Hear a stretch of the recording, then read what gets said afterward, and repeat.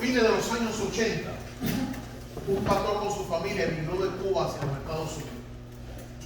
La condición que los oficiales que tenían que ver con la inmigración, la condición que le dieron fue esta: si al salir del país, o sea, si al caminar en el aeropuerto para abordar el avión, uno de tus hijos llora, alguno de ellos derrama lágrimas, detenemos la salida, usted se va, pero ellos se quedan.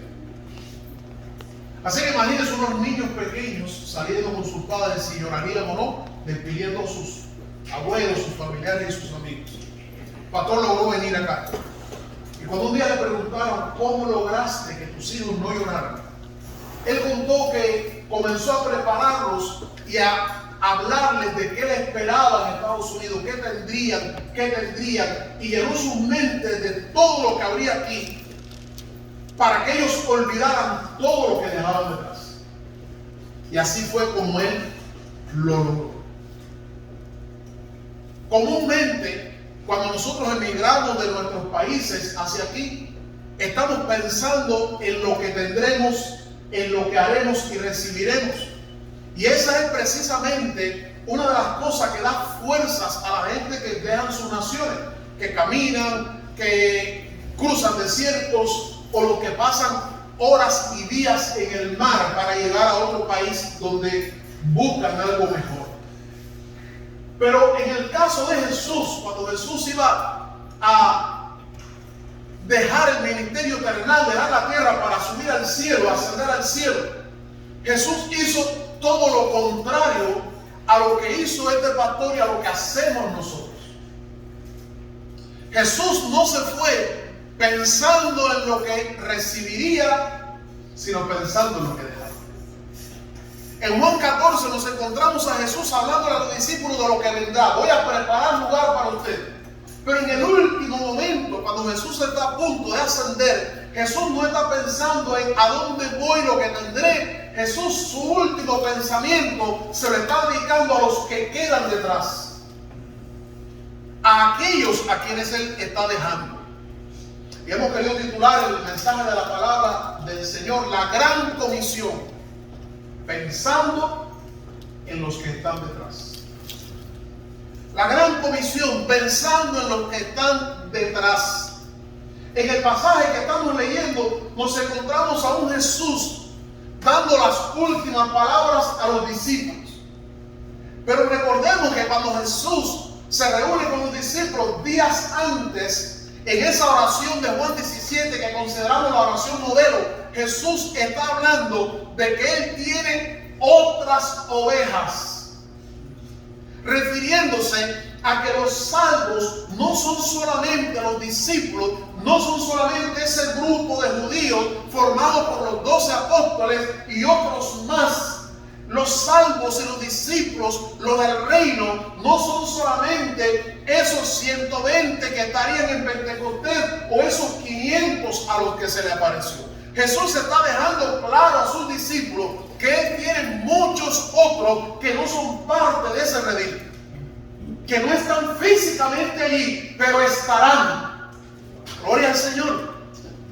Y qué lindo cuando leemos Apocalipsis. Yo no sé si usted se eriza, si experimenta algo cuando lee Apocalipsis, que dice: Juan vio una multitud de toda lengua, chinos, jamaicanos, mexicanos, guatemaltecos, hasta cubanos.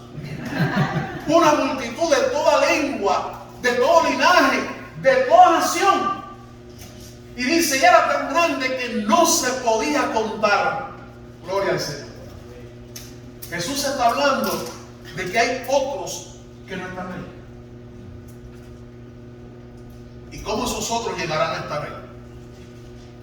¿Cómo esos otros que no son ahora, mañana llegarán a ser? De la misma manera en que años atrás nosotros no éramos del redil, pero hoy somos. Cuando Jesús incluyó a aquellos, estaba pensando aún en nosotros. Los versículos 19 al 20 son conocidos como la gran comisión. En estos versículos está el gran mandato de Jesús a sus discípulos y por ende el gran mandato de Jesús a la iglesia. La palabra comisión si la estudiamos en este contexto, no se refiere a la comisión que tenían la mafia en los juegos de, ¿sabe? En los juegos de cabaret, en los casinos. No se refiere a la comisión de las grandes ligas. La palabra comisión, aunque en este sentido tiene que ver con el original, la palabra comisión significa encargo que se le da a una persona para hacer algo. Una comisión es un encargo que se le da a alguien para hacer algo. Por tanto, la gran comisión es el gran encargo final que Jesús nos dejó a nosotros. Es el encargo final que Jesús nos dio cuando se iba. ¿Recuerdan cuando Jesús está muriendo en la cruz? Él hizo un encargo. ¿Cuál fue? Él está muriendo. Él está a punto de dejar la tierra, pero él hizo un encargo. Él miró a Juan, miró a su madre, a quien amaba, y le dijo a su madre: madre, y ahí tu hijo. Hijo, y ahí tu madre. En otras palabras, cuida de mi mamá. Mamá, auxíliate. Jesús no murió dejando desamparado a su familia. Ese fue su último encargo humano. Pero antes de ascender, Jesús está haciendo un encargo a la iglesia, y el encargo es ir y hacer discípulos. Está dejando una comisión a la iglesia. La misión de Jesús en la tierra, ¿cuál fue? ¿A qué vino Jesús al mundo? Juan 3:16 dice: de tal manera amó Dios al mundo que ha dado a su Hijo unigénito, para que todo aquel que en él cree no se pierda, sino que tenga vida eterna. Jesús vino a darnos vida eterna. Cuando leemos Juan 20, 30 al 31, dice la palabra del Señor: Jesús hizo muchas cosas que no están escritas en este libro, pero las que están escritas lo están para que nosotros creamos que Jesús es el Hijo de Dios, y creyendo eso tengamos que vida eterna. ¿Qué fue lo que perdió el hombre, Adán, en el huerto del Edén? Perdió la vida eterna, que es el resultado de la comunión y relación con Dios. ¿Qué vino a traernos Cristo Jesús? Vino a traernos salvación, perdón y vida eterna, reconciliándonos con Dios. En Lucas 19:10, cuando Jesús está en la casa de Zaqueo, Zaqueo era un ladrón, un traidor, un sinvergüenza. Era un hombre que le cobraba impuestos a su propia gente al servicio del Imperio Romano. Pero no solo cobraba impuestos, sino le cobraba de más, porque esa era su ganancia. Y cuando Jesús pasó por allí, dice la Biblia, por Jericó, llegó a la casa de Zaqueo. A la casa de un hombre que era indigno de que Jesús llegara, indigno de que nosotros fuésemos. Pero Jesús llegó a esa casa, y cuando llegó a esa casa, él dijo al final del banquete: el Hijo del Hombre vino a buscar y a salvar lo que se había perdido. ¿A qué vino Jesús a la tierra? Dice la Biblia: los sanos no tienen necesidad de médico. Nunca hemos visto a un hombre sano que diga al médico: vengo por un chequeo. El médico dice: ¿qué tú vienes? Nosotros vamos al médico cuando estamos enfermos. Y hay quien para ir tiene que estar bien enfermo. Jesús dijo: los sanos no tienen necesidad de médicos sino los enfermos. ¿A qué vino Jesús al mundo? Vino a salvar y a buscar lo que se había perdido.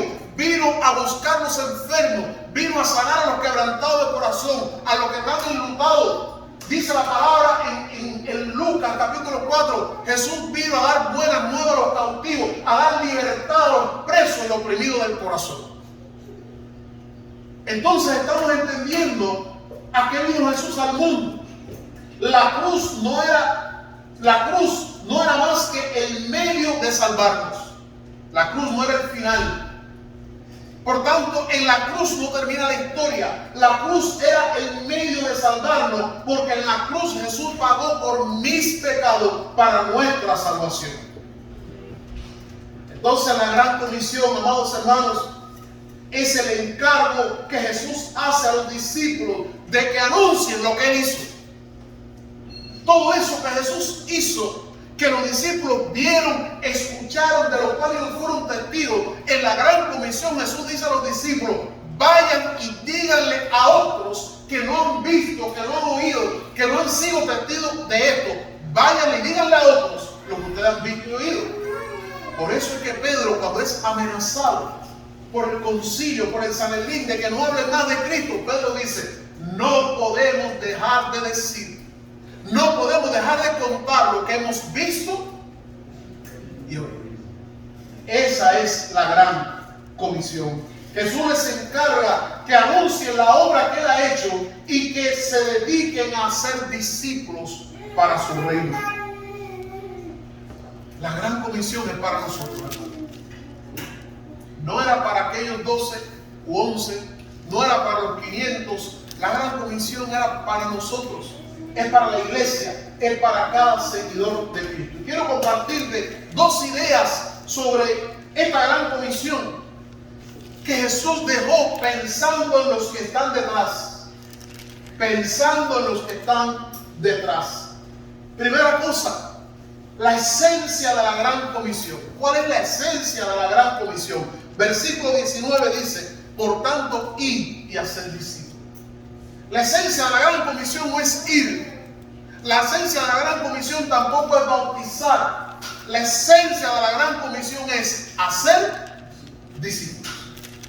Si fuéramos a resumir en una frase, ¿para qué existimos como iglesia? Es esto, para hacer discípulos. Déjame decirle algo. Un evangelista es muy bueno, porque el evangelista predica el evangelio de la salvación, pero el evangelista no hace discípulos. El evangelista predica y las personas se convierten, pero el trabajo de hacer discípulos comienza después que la persona se convierte, porque es el trabajo de hacer que ese creyente pase de la etapa de creyente a qué, a ser un seguidor comprometido. Y un discípulo es esto, es un seguidor comprometido, es un alumno, es un aprendiz, es uno que ha decidido voluntariamente caminar junto con su maestro y aprender de él.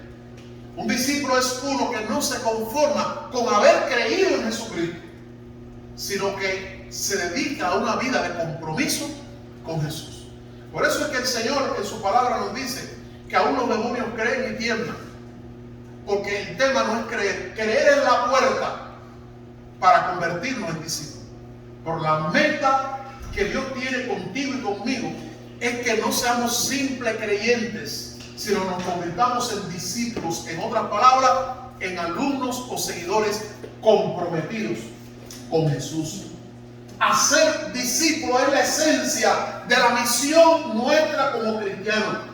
Un discípulo, según la palabra original, un discípulo es un alumno, es uno que aprende de otro, es alguien cuya vida está ligada a la de su maestro. Un alumno, uno que está aprendiendo de otro, uno cuya vida queda ligada a la de su maestro. Ese es el verdadero concepto de discípulo, ¿sí? ¿Cómo lo sabemos? En Mateo capítulo 11, versículo 29, Jesús está hablando con sus discípulos. Y es interesante porque ese pasaje de Mateo 11, 28 y 29, ¿sabe a quién se los aplicamos? A los inconversos. Dice Mateo 11, 28, que pongamos nuestras cargas ¿dónde? ¿Alguien lo tiene? Venid a mí todos los que están trabajados y cargados, y yo os haré descansar. ¿Cuántas veces hemos usado ese texto para una persona no creyente o no cristiana? Decirle, mira, el Señor dice, ven a mí. Y ven a mí si está trabajado y cargado. Pero la audiencia que tenía Jesús allí, los que estaban escuchando no eran no creyentes. Los que estaban escuchando eran creyentes y seguidores y discípulos de Cristo.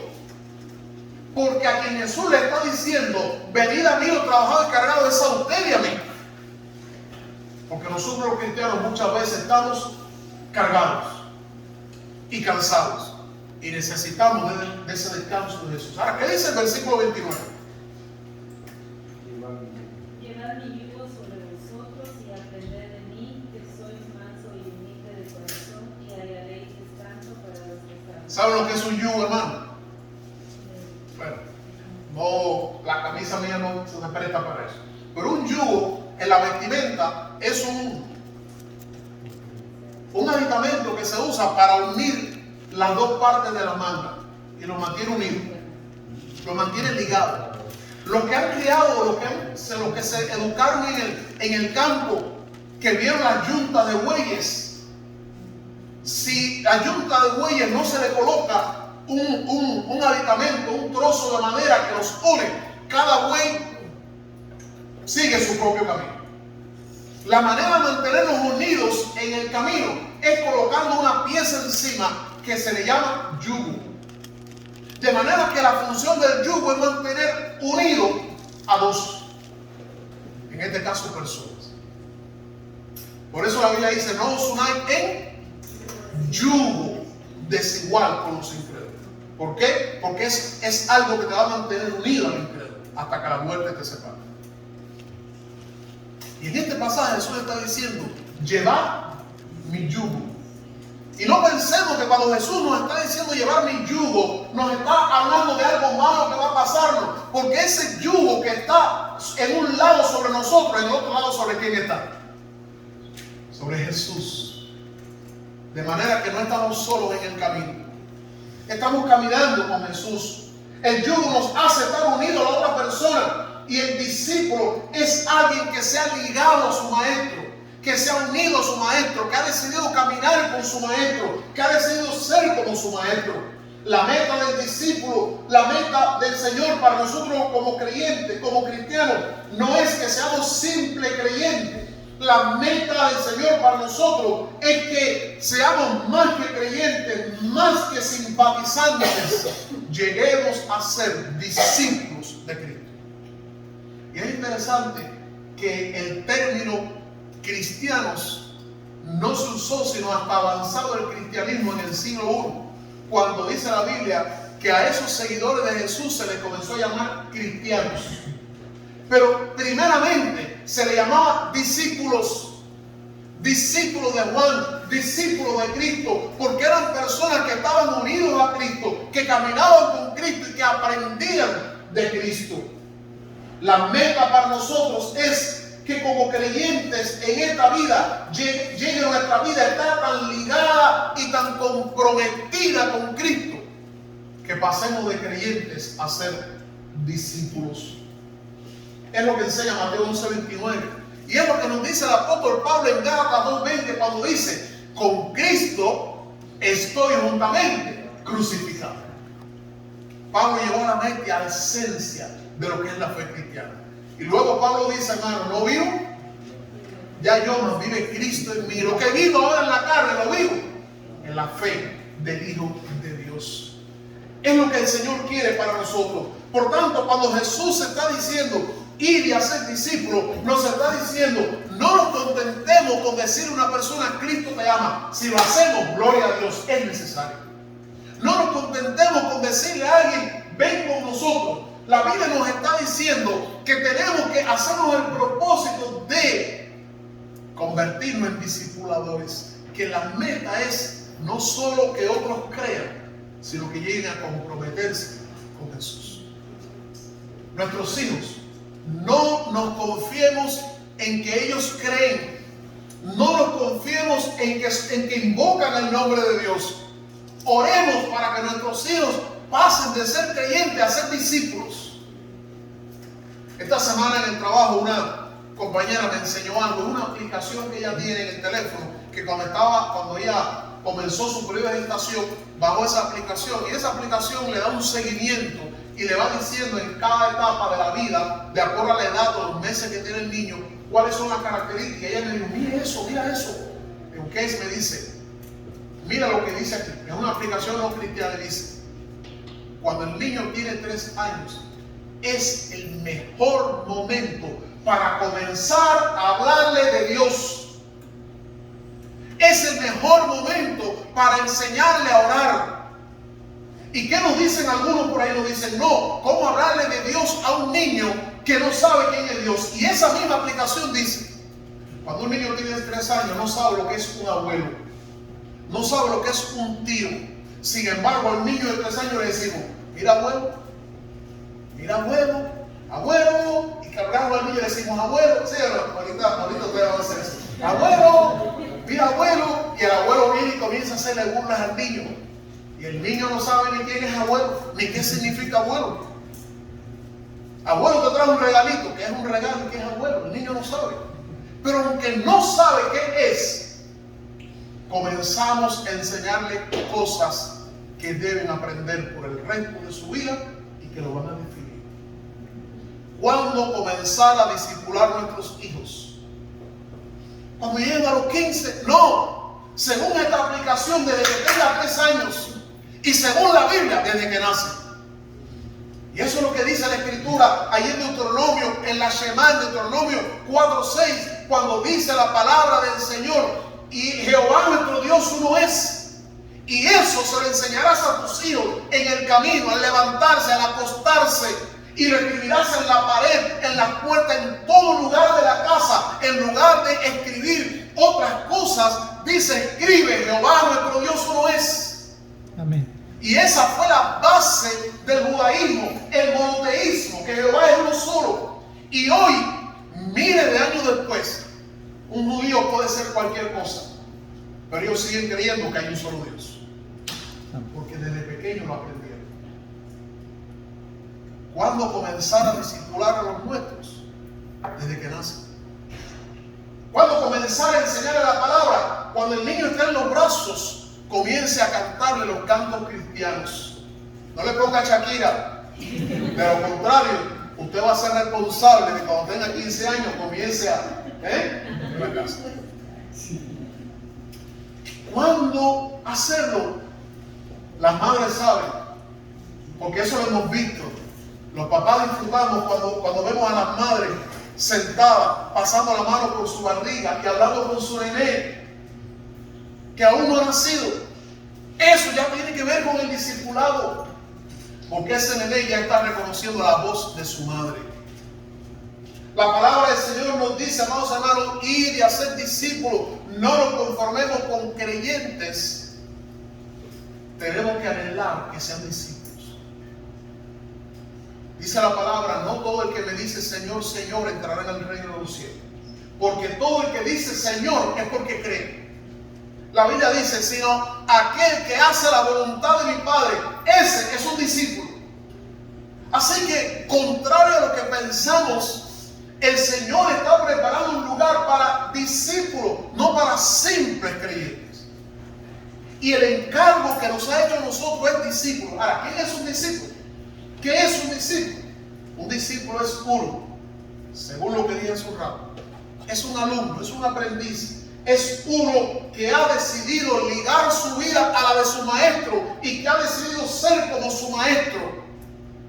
Dice el apóstol Pablo: sed imitadores de mí, como yo lo soy, de Cristo. ¿Cómo hacer la gran comisión? ¿Cómo hacer la gran comisión? ¿Cómo hacer discípulos? El pasaje nos lo dice. Nosotros podemos leer libros. De hecho, déjenme decirle, hay muchos libros sobre el discipulado y los recomiendo. Leamos todo lo que podamos sobre cómo hacer discípulos. Pero antes de leer cualquier libro, vayamos a la Biblia. Mateo 28:19 nos dice cómo hacer discípulos. Número 1 nos dice yendo. Versículo 19 dice yendo. Por tanto, ¿qué cosa? Ir. La palabra ir, aunque aquí dice ir, la idea del original no es ir, es yendo. No es ir un día, es yendo. Yendo, es caminando. Es la idea que está en el original. La idea es que no hacemos discípulos simplemente llamándolos o trayéndolos, sino que hacer discípulos implica ir. Ir y buscarlos. Ir donde ellos están. Ir donde nosotros los encontremos. Los scouts de grandes ligas buscan a los deportistas en sus países. Ellos van a buscarlos. A ellos les interesa, ellos no esperan que un deportista, que un talento venga. Ellos salen a buscarlo donde estén, en el país que estén, salen a captarlos. Y esa es la idea de Jesús para nosotros, ir y hacer discípulos. ¿Dónde buscar los discípulos? ¿Dónde buscarlos? En la parábola de la gran cena, dice la palabra del Señor, Lucas capítulo 14, verso 23, la parábola de los convidados a la boda. Dice la Biblia que el Señor de la boda le dijo: mire, vayan y busquen personas y traigan a los invitados a la boda. Y ellos fueron y vinieron y trajeron, y el lugar todavía estaba vacío. Y dice que su Señor les dijo: salgan por los caminos, por las calles, por los vallados, fuércenlos a entrar. ¿Dónde han estado buscando gente para la boda? Buscaron gente en los palacios, están ocupados. Buscaron gente de alcurnia, están ocupados. Salgan y busquen a cualquier persona que quiera venir. ¿Dónde buscar los discípulos? Hay un pasaje en la Biblia que me gusta mucho, que es cuando se habla de los soldados de David, los valientes de David. David creó un ejército, hermano, que no servía. David creó un ejército con lo despreciado y la basura del mundo. David creó un ejército que desde el punto de vista estratégico estaba llamado a fracasar. Sin embargo, David creó un ejército con esa gente que no servía y luego llegaron a ser los valientes de David. ¿Dónde buscar los discípulos? En las calles. ¿Dónde buscarlos? En los caminos. ¿Dónde buscarlos? Donde quiera que nos encontremos a alguien, tenemos un candidato a discípulo, tenemos a alguien que puede ser ganado para Cristo Jesús. El ejemplo más claro, amados hermanos, está en Cristo. Él salió a buscarlo. Él fue a la orilla del mar y encontró dos hombres. Él fue a la mesa de un publicano y encontró a otro. Él fue donde estaban unos pescadores y encontró a otro. ¿Qué vieron la gente? ¿Qué vieron? Dice la Biblia, Jesús fue y encontró a un publicano llamado Mateo, encontró a un pescador, encontró a otro remendando redes. ¿Qué vio el historiador? ¿Qué vieron los escritores? Vieron publicanos, pescadores, vieron prostitutas, vieron hombres delincuentes. ¿Pero qué Jesús vio? Vio un discípulo, vio un alma, vio una persona necesitada. Por eso es que la Biblia nos dice que el Señor no hace acepción de personas. Porque mientras nosotros vemos al que está delante, el Señor mira más allá de eso. ¿Cómo hacer discípulos? Yendo. Hechos 1:8 nos dice: recibiréis poder, por tanto, cuando recibamos poder, seremos testigos en diferentes lugares a los que hay que llegar yendo. ¿Cómo hacer discípulos? Bautizándolos. No voy a detenerme en este tema. ¿Cómo hacer discípulos? Enseñando. No solamente yendo, sino enseñando. ¿Qué es lo que hemos de enseñar? Un discípulo no llega a ser discípulo si no se le enseña la palabra de Dios. Qué importante es eso. Volvemos a lo que hablamos ahorita del niño de 3 años. Un discípulo no llega a ser discípulo si no se le enseña la palabra de Dios, si no tomamos un tiempo para enseñarle. La pregunta es, ¿cómo enseñaban los discípulos, los apóstoles? ¿Cómo enseñaban si no había Biblia? ¿Cómo enseñaban si no tenían una Biblia, no tenían un Nuevo Testamento? No había ni siquiera una aplicación, no había ni un teléfono. ¿Cómo enseñaban a Cristo? Volvemos a lo que Pedro dijo. No podemos dejar de decir qué cosa. Lo que hemos visto y oído. ¿Cómo hacían discípulos? ¿Qué enseñaban? Enseñaban lo que veían, enseñaban lo que oyeron, enseñaban lo que ellos recibieron. En Filipenses capítulo 4 dice el apóstol Pablo en los versículos 8 en adelante, dice: lo que oíste y viste y aprendiste de mí, esto haced. Y Pablo le dice a Timoteo que lo que hemos aprendido de él, dice, enséñalo a otras personas. No siempre tendremos una Biblia para discipular, pero siempre tendremos algo de Cristo que compartirle a otras personas para enseñarles la fe cristiana. Un creyente no es necesariamente un discípulo. El discípulo, además de creyente, aprende y su vida es moldeada según lo que aprende. Un discípulo aprende.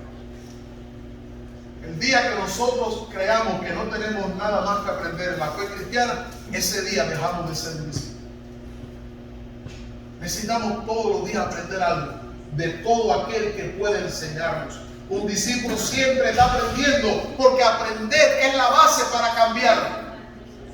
Aprender es la base para cambiar. Y nosotros como discípulos necesitamos aprender. Repito, Mateo 11:29 nos dice Jesús: aprended de mí. Aprended de mí. ¿Cómo reacciona un discípulo ante la prueba? Aprendamos de Jesús. ¿Cómo reacciona un discípulo cuando es ofendido, maltratado? Aprendamos de Jesús. ¿Cómo reacciona un discípulo cuando está perseguido? ¿Cómo reacciona un discípulo cuando está enfrentando la muerte? El discípulo que está ligado a Cristo aprende de él. El discípulo que está ligado a Cristo aprende a caminar por donde Cristo caminó y aprende a reaccionar como Cristo reacciona. Esa es la meta, amados hermanos, que nosotros estemos tan ligados a Él, que estemos aprendiendo de Él. Nosotros quisiéramos, yo quisiera, ustedes quisieran, que sus hijos, que nuestros hijos fueran imitadores de Cristo, ¿sí o no? Quisiéramos que nuestros hijos fueran respetuosos. Jesús lo fue con sus padres. Quisiéramos que nuestros hijos fueran perdonadores, que nuestros hijos fueran hombres de oración. Quisiéramos que nuestros hijos amaran la palabra, que nuestros hijos amaran a Dios. ¿Cómo podemos lograrlo? No podemos decir que ellos lo harán, porque cada uno es libre. Pero podemos lograrlo haciéndolo nosotros, para que ellos nos imiten a nosotros. Lo harán. En un momento de su vida tomarán sus decisiones, pero nosotros le habremos enseñado cómo hacerlo. Primero los Corintios, capítulo 11, versículo 1, dice el apóstol Pablo: sed imitadores de mí. Sed imitadores de mí. Imítenme a mí. Filipenses 3:17, como yo imito a Cristo. La mejor manera de hacer discípulos es transferirle nuestras vidas a Él. Cuando yo era muchacho, cuando era un niño, yo me decía, muchas veces me dije, ¿por qué no hay una isla donde los cristianos vivan? A veces yo iba a los retiros, a esos campamentos de verano, y era tan especial la semana que yo decía, oye, si nos pasamos aquí 2 semanas. Recuerdo cuando estaba en la universidad, que estaba interno en la universidad, y se acababa el verano, y habíamos ido a retiro, y una escuela bíblica de vacaciones, y en la iglesia sirviendo, y en la mañana, y en la tarde, y por la tarde vamos aquí. Y ya se sacaban los días de volver a las clases e internarse en la universidad, y aquello era un dolor de cabeza. Porque era preferible tener una isla, ¿verdad? Comprar Hawái para los cristianos. Que Puerto Rico fuera solo para los cristianos, ¿verdad? Que Cancún fuera solo para los cristianos. Pero no es así. ¿Cómo una persona no cristiana va a descubrir que se puede vivir diferente y ser feliz? ¿Cómo una persona no cristiana puede descubrir que es posible vivir sin el alcohol? ¿Cómo una persona no cristiana puede descubrir que se puede vivir sin las drogas? Que se puede vivir sin decir malas palabras. ¿Cómo una persona puede descubrir que se puede vivir sin el pecado y aún así ser feliz y estar lleno de gozo?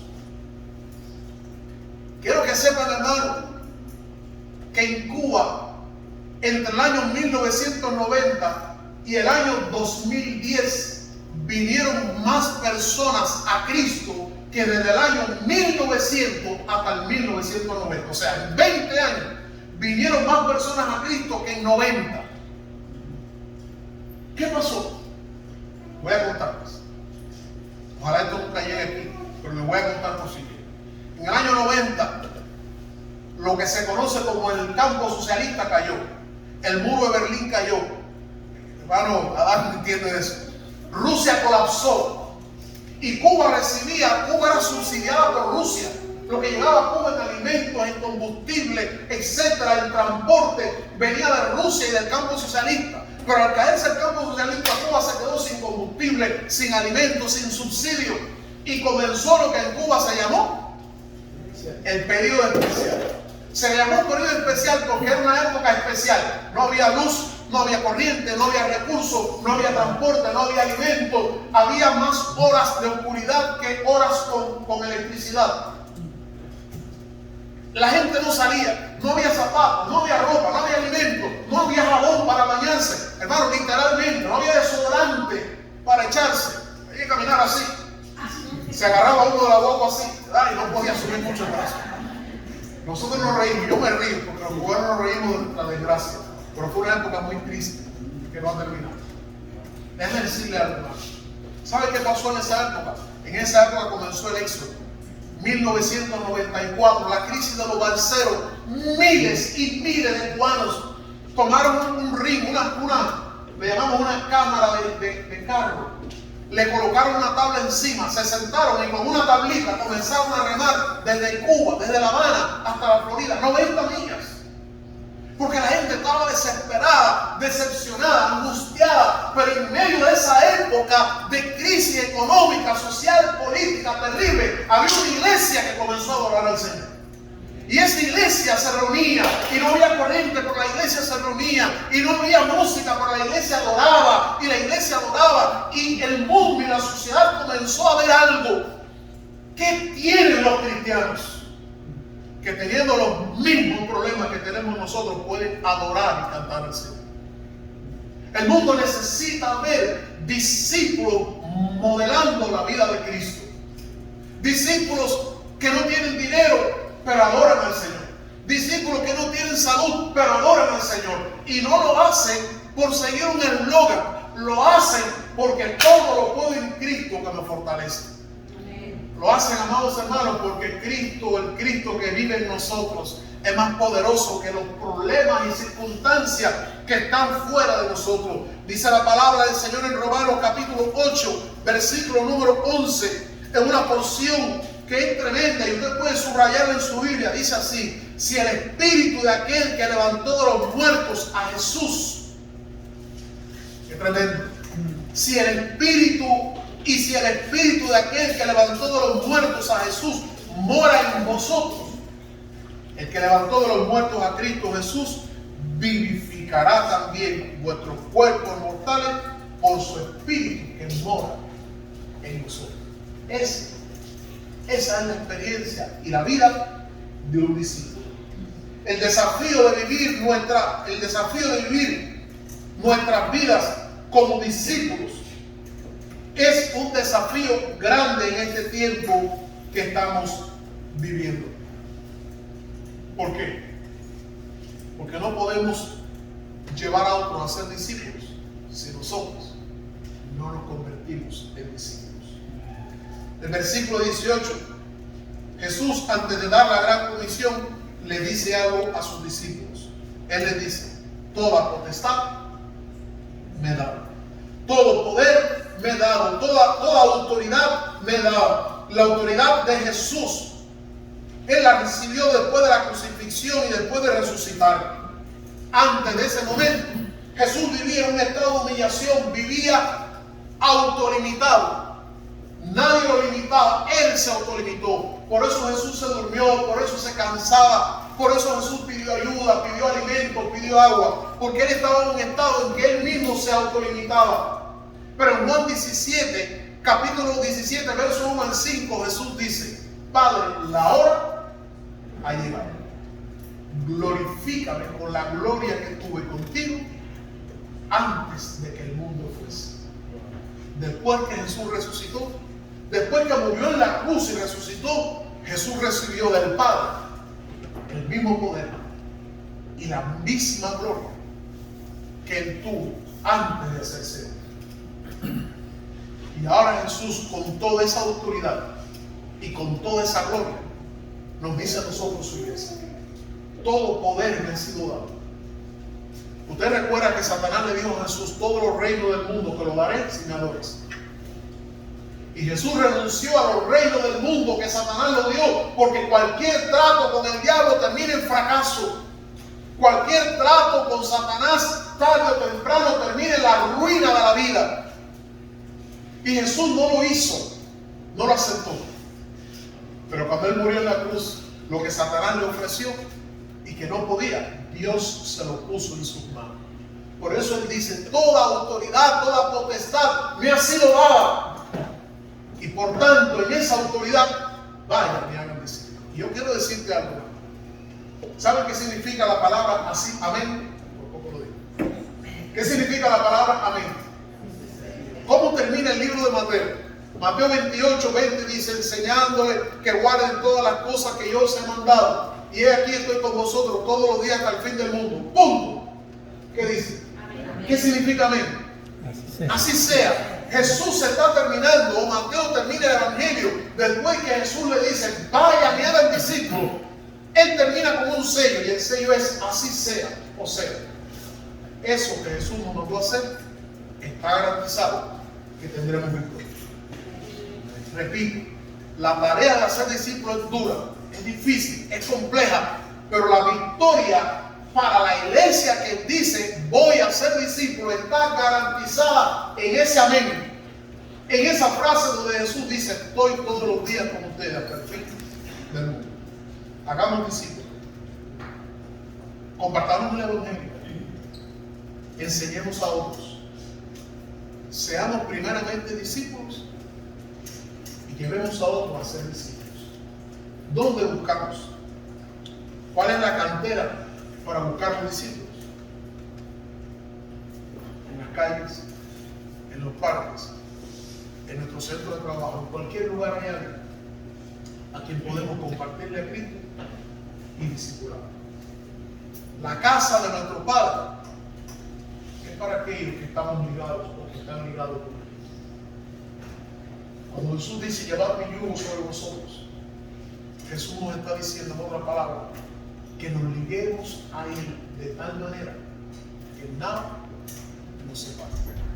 Un discípulo es uno que se ha ligado con Cristo, que ni aún la muerte romperá esa ligadura.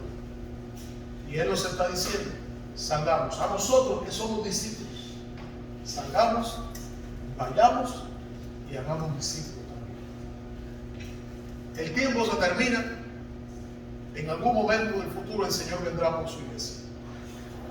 ¿Cuánto tiempo tenemos para ser discípulos? No sabemos. Pero comencemos. En nuestras casas, en el barrio, en el trabajo.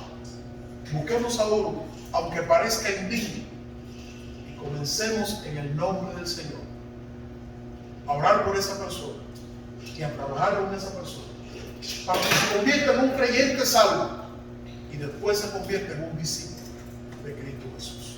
Señor, oramos para que tú nos guardes y nos sostengas.